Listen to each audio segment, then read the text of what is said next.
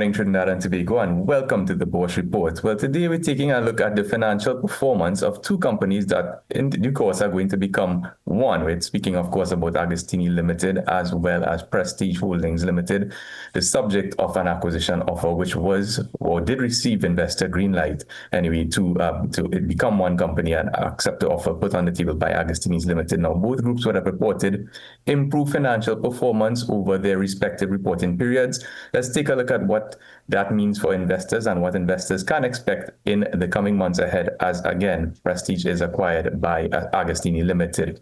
Well, turning firstly to AGL for that 9-month fiscal period of 2025, Agostini reported an earnings per share figure of $2.61, which was a 4.8% increase from the $2.49 reported in that prior comparable period of 2024.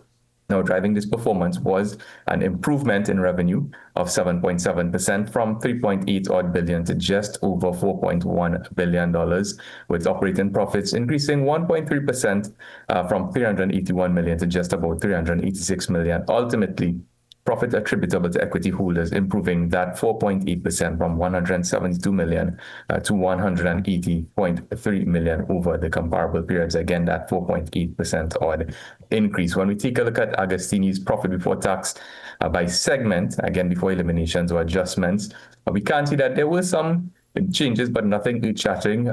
There was somewhat of a decline, a 1.5% decline in consumer products, falling from $174.2 million to $171.6 million in that pinkish segment. Pharmaceutical and healthcare increased just about 2.8% from $143.5 to $147.5 million, and energy and industrial and holdings would have increased just under 21% in that bluish segment from 17.7 to 21.4 million over the 9-month 24 to 9-month 25 period. Now, of course, with the pending acquisition and absorption of PHL's earnings as well as operations, it remains to be seen, or there will certainly be a significant shakeup in terms of segment performance and allocation and attribution as we move into the next fiscal period. Now, in terms of margins and operating profitability, we can see that there was a slight decline in Agostini's margins over the comparable periods.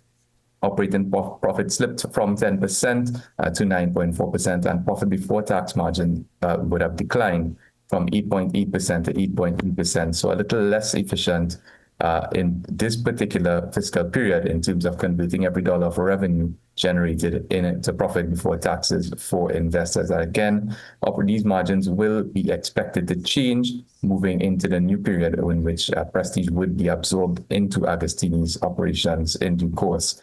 So over the last 12 months or so, we can see that there has been an uptrend generally in terms of trailing earnings per share, notwithstanding the 9-month 2023 period where there was a significant one-off gain. We have seen a fairly positive trend in terms of trailing earnings per share for Agostini, with the most recent trailing 12-month per share figure at around $3.67, with a price earnings ratio of about 18.5 times. So somewhat moderate, well, relatively stable rather, over the past 4 periods, notwithstanding again that one-off gain in that fiscal period of 9 months, 2023. So at a price of $68 per share, Agostini again is trading at that price earnings ratio of 18.5 times, which is slightly below the sector average of just about 22 times and offers investors a dividend yield of about 2.3%, below the sector average of 2.9%. Now, in terms of dividend yield post-acquisition, this is roughly estimated to be within the vicinity of 2.3 to 2.7%, depending on the mechanics overall of the dividend yielding properties of PHL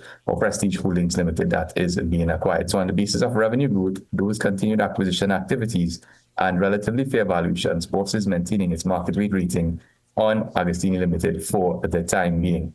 Turning next to Prestige Holdings, or turning quickly to Prestige Holdings for that half-year period ended 2025, or June 2025, the group would have recorded an earnings per share figure of 56 cents, which was a whopping 50% increase from the 37 cents per share recorded in that prior comparable period. Now, revenues would have played a part in terms of this performance, increasing just about 8% from 655 to 707 million.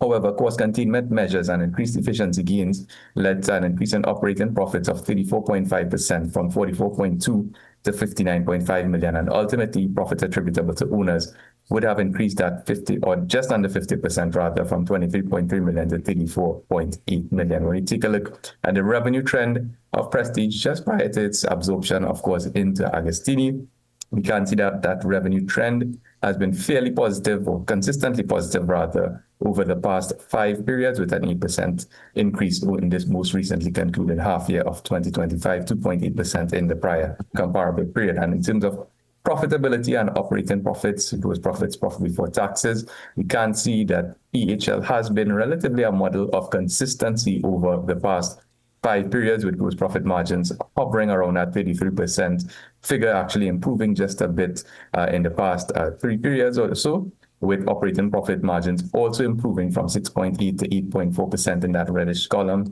and profit before tax margins improving from 5.4 to 7.2% in that most recently concluded fiscal period, and certainly consistently improving over the past 4 fiscal periods. So at a price of $13.50 per share, Prestige Holdings Limited is at the moment trading at a price earnings ratio of 10.8 times, well below the sector average of 21.9 times, and offers investors a trailing 12-month dividend yield of 7.7%, fairly significant compared to that sector average of 2.9%. So with that strong revenue growth in mind, those improved margins, appealing dividend, and relative attractive valuations, comes as little surprise that Prestige would be within the target of Agostini Limited, and that successful acquisition barring regulatory approval is expected to take place over the next few weeks. So again, as Prestige Holdings becomes absorbed and is delisted eventually from Trinidad and Tobago Stock Exchange,